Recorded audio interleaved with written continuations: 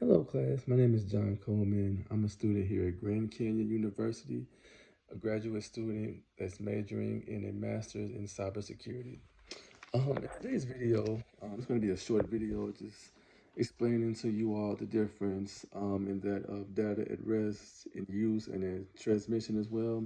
I will also be explaining how I would secure the data, and also just how the strategy changes in that of when the data is at use, when it is at rest, and when it is also in transit.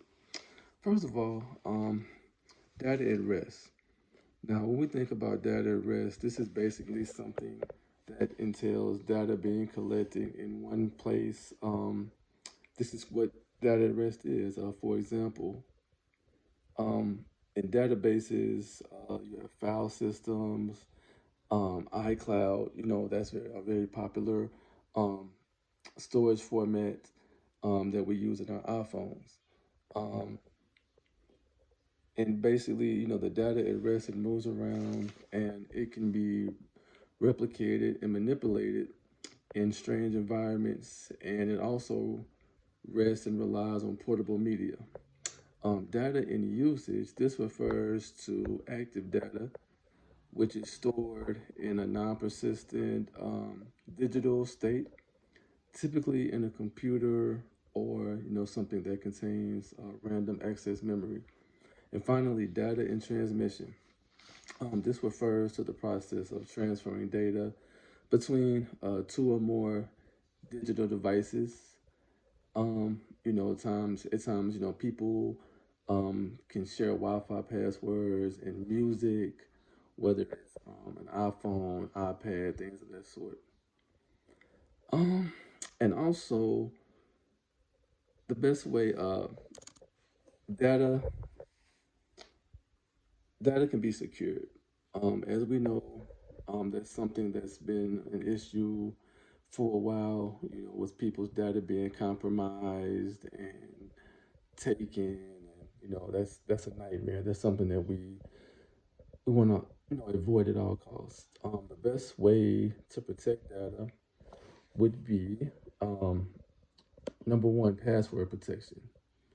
Um, you definitely want to have a good source of password protection, whether that would be like an NTLM, that's a program that's used in a lot of companies, in which there's some kind of game, um, a game or something of that sort that you could say, in which um, some questions are asked to ensure that the user is actually using the computer, using the device.